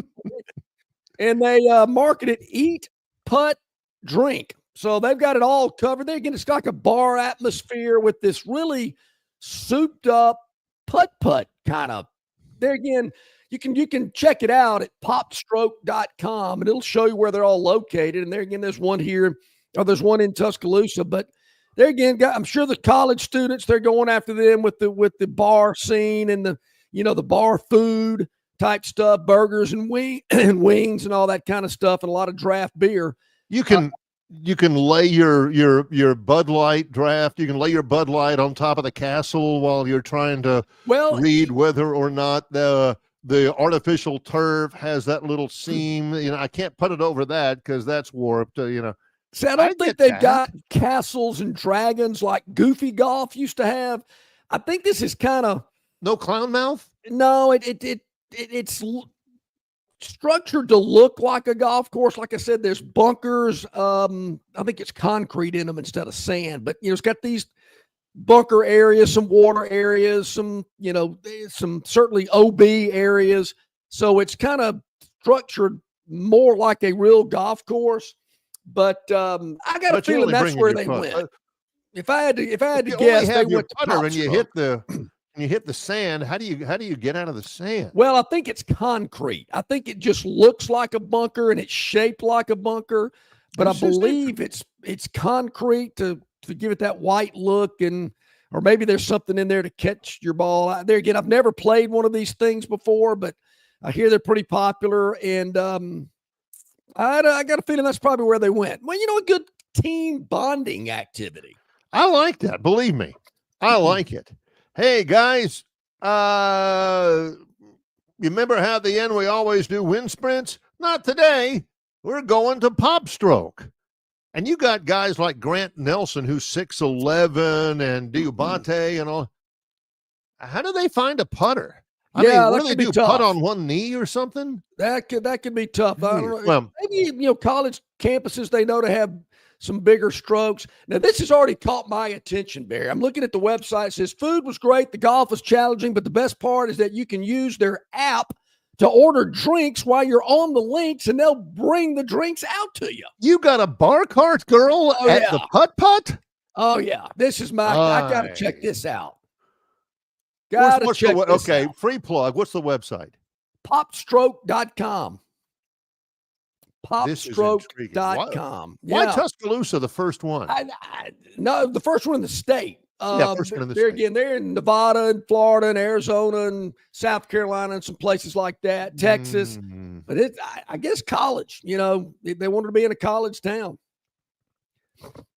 Drinking. I think JT might have a little something to do with this too. I understand. Yeah, that makes sense. As well. But this is kind of a Tiger. He was really Tiger's kind of branching out. He's getting into this indoor golf stuff we talked about last week, and pop strokes and all this type of stuff. So he's kind of expanding his business horizons. Well, we are halfway through our final hour. Coming up after this break, Chris, we've got the topic wheel. Robbie has woken up, beginning to chat things that we've already been talking about, and we're going to catch up with him a little bit. Robbie he's woken up. He's cracked his knuckles. He's got his McMuffin, and he is chatting. It's Longshore and McKnight in association with Yellowhammer News, presented by Bud Light. The Destin Connection Seafood Market offers the freshest seafood direct from the Gulf of Mexico with deliveries daily. Snapper, grouper, pompano, flounder, copia, along with medium, large, and jumbo shrimp, hand-picked crab meat, and chucked oysters. They can even cook your order for easy, quick pickup. The Destin Connection can make a po' boy with any of their seafood items that folks in New Orleans rave about. Go by and see them at 3750 Norman Bridge Road or call 288-4272 for pickup orders. Some days you hit snooze, but not today. Today you have to go on a run to get burgers for the tailgate. You've got to haul something heavy, a cooler stocked with Bud Light. When you've got beer and football, nothing is hard. Until the other team scores. Bud Light. Easy to drink, easy to enjoy.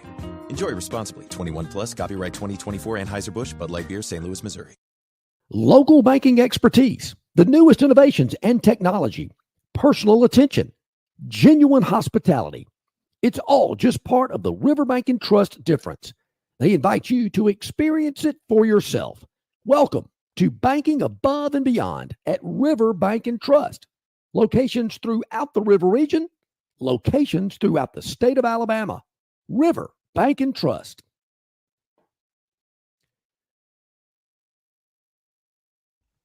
So I got to give it up to Robbie. We touched on it before we went to the break. Robbie does not make a lot of errors when he chats on the chat line, unless he goes back and self-corrects or maybe has auto-correct. But if you notice, Barry, his chats are pretty grammatically correct, punctuation, capitalization in the right spots. He doesn't drag on and on like he does with a phone call. Right. Yeah. Is there a limit to how much you can type in a chat? I think if there is, Robbie may be pushing it. Again, this is stuff we've talked about. Robbie wakes up and here it goes. Alabama moves up to number 3 in the April poll and holds a number 1 seed in NCAA bracketology, according to ESPN's Joe Lunardi. There is a strong possibility Auburn at Alabama hoops could be a historic 1 and 2 matchup. And then he goes on to say, as if, hey, maybe John and Barry haven't talked about this. Maybe I better give the date of that game. He says February 15th in Tuscaloosa. Pittsburgh losing to Virginia doesn't bode well for the ACC. No. ACC could end up with just 4 or 5 teams. And Robbie goes on to say the SEC could have 11 to 13 teams in the NCAA tournament. That's amazing. Wow. This is what I'm thinking here. You've got, again, Joe Lunardi. I think Robbie's picking Joe Lunardi because they got Alabama picked pretty high in it. But in terms of the team net, Alabama's number 6. Auburn won. This was from yesterday. Auburn 1, Duke 2, Houston 3, Tennessee 4, Florida 5, Alabama 6. What is the net? What does that consist of? The net is, I think that's the one that they most look at in the NCAA tournament because it's a power ranking of games you've won, teams you've won against, and their strength. The whether you won them at home or on the road, margin of victory. It's one of those computer rankings that I think they look at as much as anything when they're looking at the rankings. That's the one I think they use. They don't use Joe Lunardi. I was thinking Robbie, and maybe he can reply via the chat.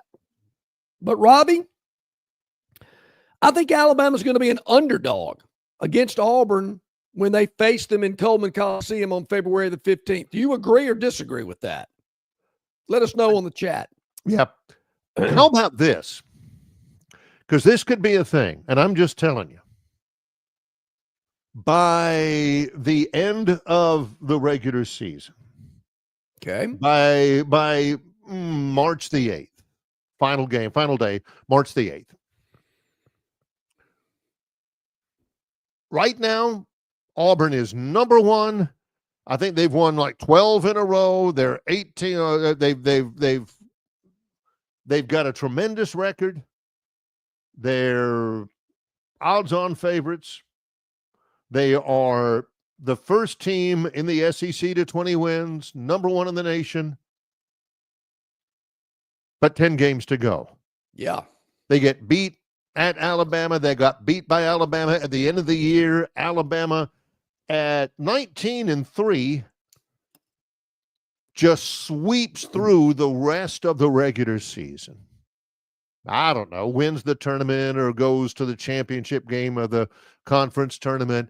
NCAA, all of a sudden when we get to the NCAA, everybody's looking at Alabama like, wow, where have they been? Oh, see, they've been overshadowed by Auburn in the first part of the season, and Auburn's player of the year candidate, and Auburn was number one and everything, and they've just been laying in the weeds, and the Alabama fans also, whoa, hey, what now? We're doing this? Oh, yeah, woo, roll tide, rammer jammer. The Auburn fans on the other side are like, this is a bad dream. This can't be happening. How is this happening to us?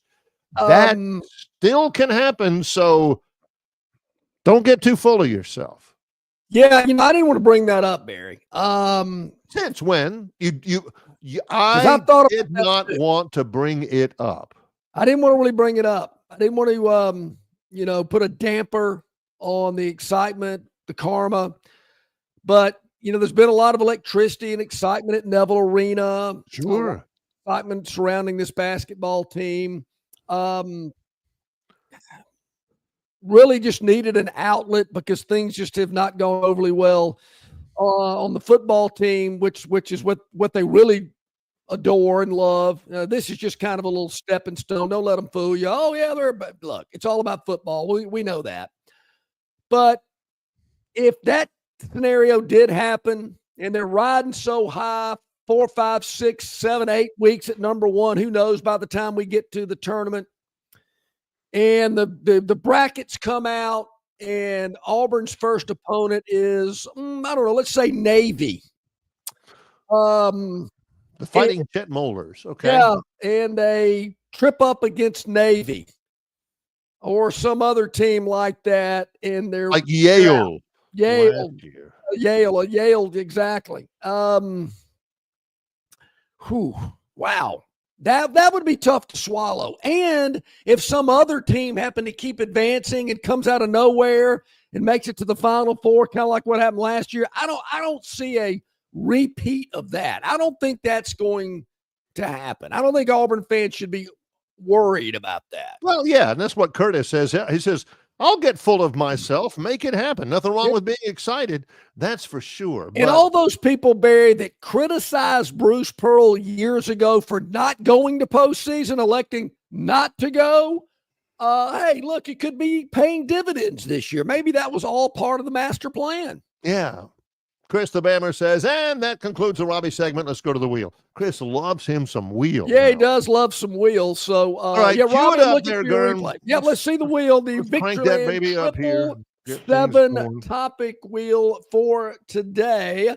And I do believe there's a lot of good topics on the wheel today. I believe I see 5 topics to get to. So we'll give it a big spin, a big hefty spin, and see what comes up. I want one of the things in the wheel to be Gurn Jr.'s tour as ball boy at the SEC tournament in New Orleans. That's what I'd like to see that picture too. Yeah. Exactly. All right, let's go.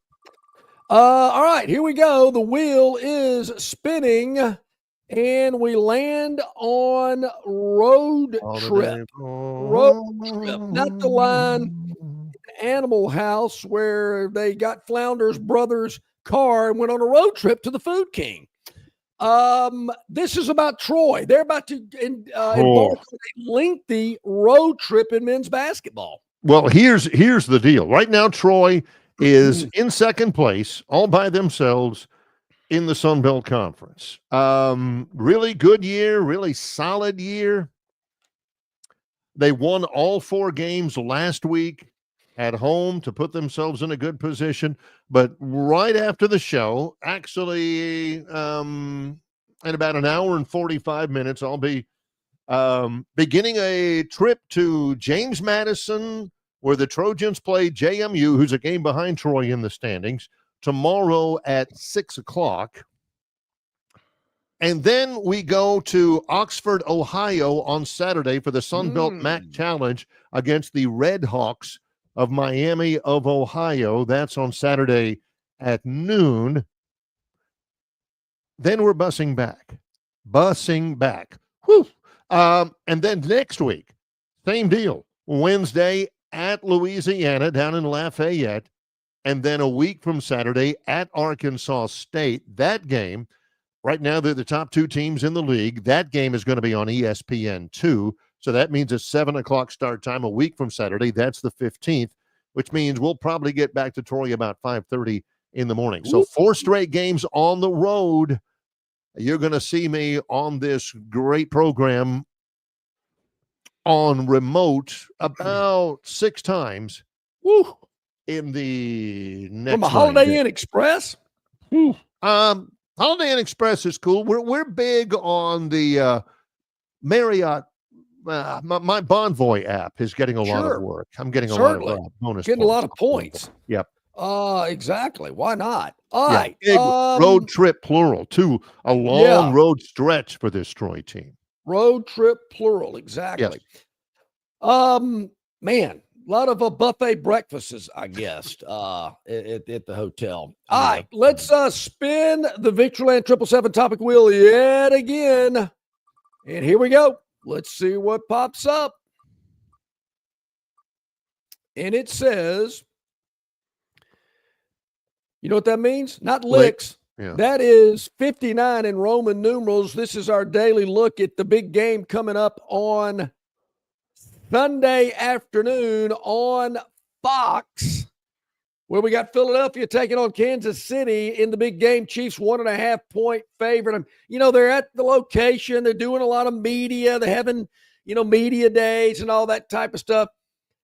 I can do without that. I know they're having this is the biggest event of the year for the NFL, and they're, showcasing everything that's great about the National Football League and having it in New Orleans and whatnot. But let's just play the game. And the pregame show on Sunday that'll start at 9 in the morning. Come on. The problems John has with media day in the NFL are the same problems that he has with media days in the SEC. John wants his media participation to be like immigration in the United States. Very restricted, very selective. Like this bozo who comes up here with his iPhone and a set of AirPods and he does a podcast. He doesn't need to be at SEC Media Days. For some reason, you got people from People Magazine and Essence and Popular Mechanics that are at NFL Media Days saying, which would you rather, a 3/4-inch socket wrench or a monkey wrench, an adjustable wrench, all this kind of stuff. They ask a lot of dumb questions. My gosh, how patient those players must be. I kind of like it when they have the kids from Nickelodeon come in. Hey, Patrick, what's your favorite color? I like that kind of stuff. That's okay. I'm always partial to the kids. But here's the biggest misconception about the Super Bowl is that the Chiefs have this huge offensive advantage, this offensive juggernaut with Mahomes and Kelsey and Kareem Hunt and all of this. Philly's got the better offense. Philly's got the better scoring offense. They score about 6 points a game more than KC does. Look at this. Doing some research. I love that. They're like 40 yards more per game on offense. They're about 100. They're about 75 yards more rushing offense. Don't get caught up in Kansas City has this great aerial circus offense. What are the odds, Barry? Well, I'm sure. I bet Vegas has a prop on this. We'll have to ask Lee Sterling and Ralph Michaels on Friday. That there's a feature on God, the woman's name just escaped me. The girlfriend of Travis Kelce. Can't think of her name. Taylor Swift, who got aced out of the Grammys, not one. Oh, what was that? They got aced out of what? The Grammys.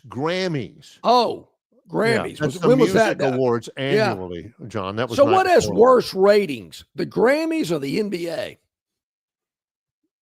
I can't imagine people actually watching the Grammy Awards. Really? I didn't even know it was on.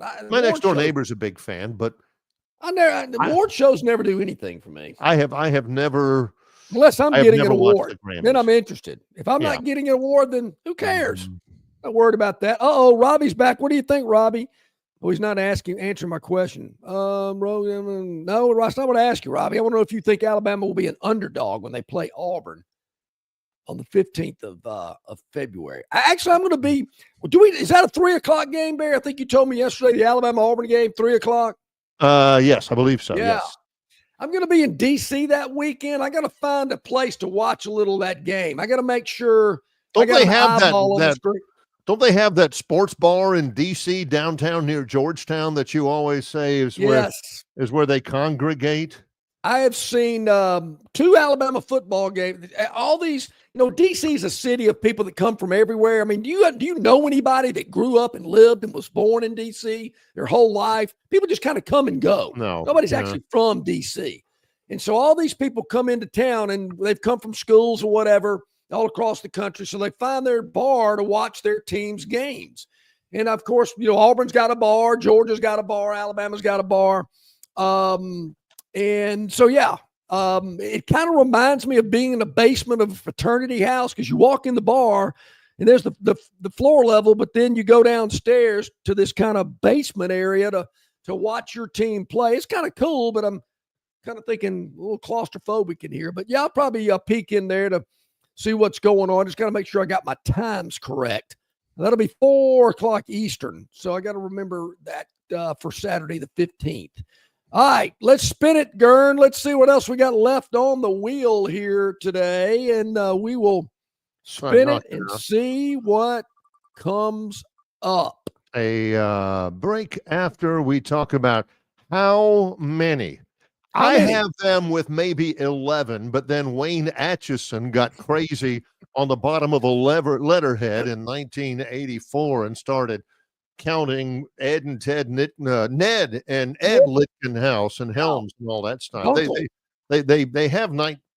Oh, we're not talking. Well, I see a sticker. Is it 19? Because I see a bunch of 18 stickers still. Yeah, those are old ones for people who don't want to upgrade. All right. Actually, man, we're talking about how many SEC teams are going to make the NCAA tournament. And there again, when I was having coffee with Philip this morning, he suggested, or he's hearing 13 teams in this league. How many are there? 16? 13 teams are going to make the NCAA tournament from the SEC? Woo. No, I've got maybe 11. Yeah. I've got maybe 11. All the teams that are ranked: Auburn, Alabama, Missouri, Texas A&M, Florida, Tennessee, Ole Miss, Kentucky, Mississippi State. Vanderbilt is not ranked, but they're 16-5. Texas, Oklahoma, I'll go Oklahoma. Oklahoma has a losing record in the league, but they're 16-5. I think they can have that.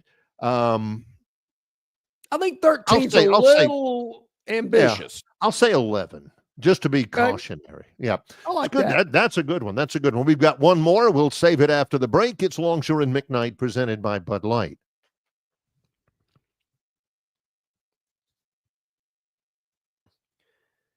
Dixie Electric Plumbing and Air rallies for you. No matter the problem, Dixie will tackle it.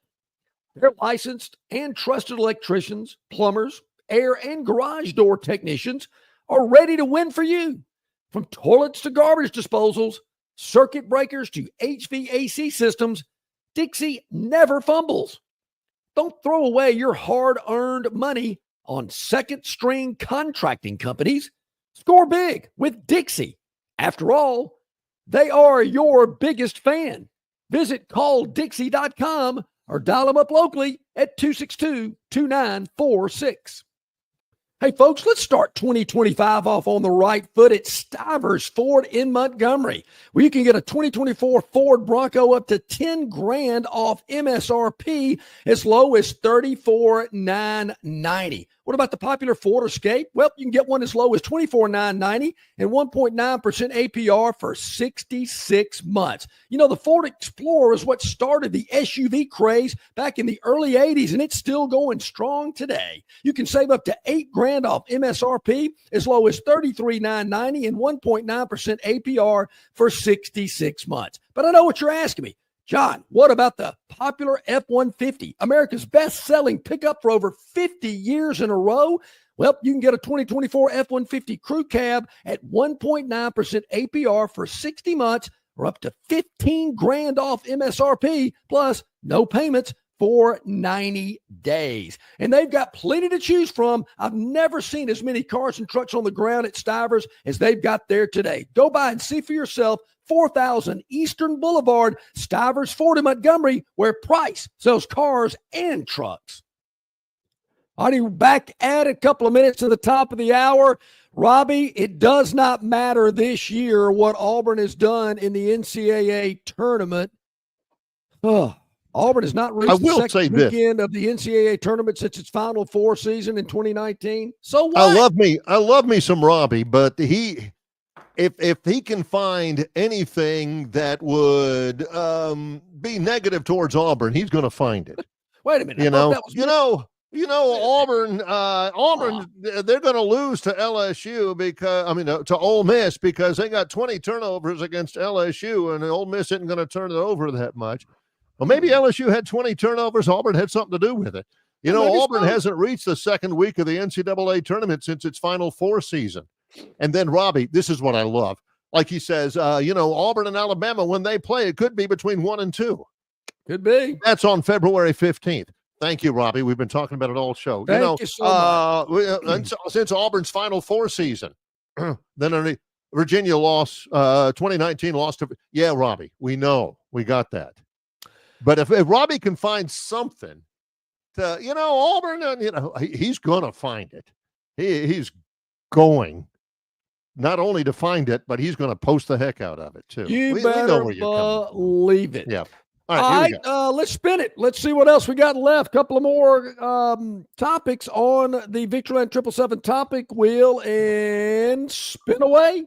Crickets and happy face. Happy face. We'll go crickets. Cricket. The Grammys? Well, it is kind of like the Grammys, Barry, but I heard this the other day and it made me think about it. The NBA has always played on Christmas Day. The NFL decided to start playing on Christmas Day. NBA said, hey, wait a minute, that's our day. NFL said, too bad, we're going to play that day as well. And the ratings were not even close. I mean, how does the NBA continue? Where does this money come from? I mean, the ratings are terrible. Nobody watches it, but they're paying these guys so dadgum much money.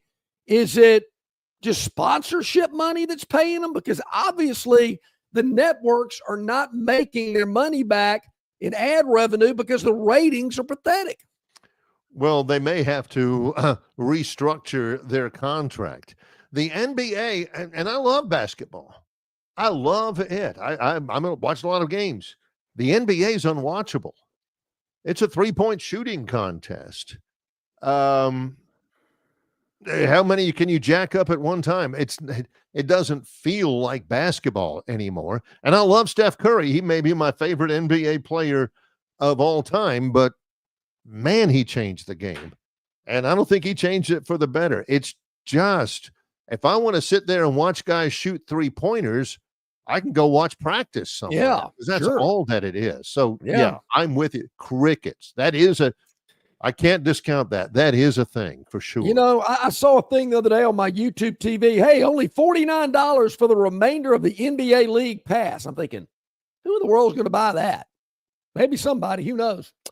All right, let's spin the last time. This is, of course, to make it official that we've spun in our last category on the Victoryland 777 topic wheel, where you can be a winner too. You'll have a happy face. I At knew it. Victoryland. You better believe it. A lot of happy faces out there. You could be one of them. Barry Bama fans got into the geekiness again. They got a happy face. Ryan Grubb coming back. They've never seen this guy coach a down of football at Alabama before, but that doesn't seem to matter. They are geeked up, happy faces everywhere. It's kind of like your, preschool or your pre-K child coming home with a happy face on his shirt. They're geeked up. 8 months ago, 9 months ago, they wouldn't have known Ryan Grubb from Ryan Seacrest. But now, and this is what I said yesterday. This will drive them to the dawn. This will drive them to August 30th at Doak Campbell Stadium. Man, we lost 4 games last year. Yeah, but we got Ryan Grubb now. Yeah, we got, I'm telling you, we rolling, baby. We rolled, high tide. Words of the wolf. This is what's going to keep them going. Hey, what did you think of Ryan Grubb running the offense in the A-Day game where nobody blocks? And nobody plays more. Remember the spring games, they used to actually have media coaches. That's how seriously they took it. Yeah. Oh, well, I really thought he mixed up run pass really well, got the quarter. Oh, give me a break. They've got the entire offseason to be excited about Ryan Grubb. He'll be the difference. If we had Ryan Grubb last year, we'd have won the Natty.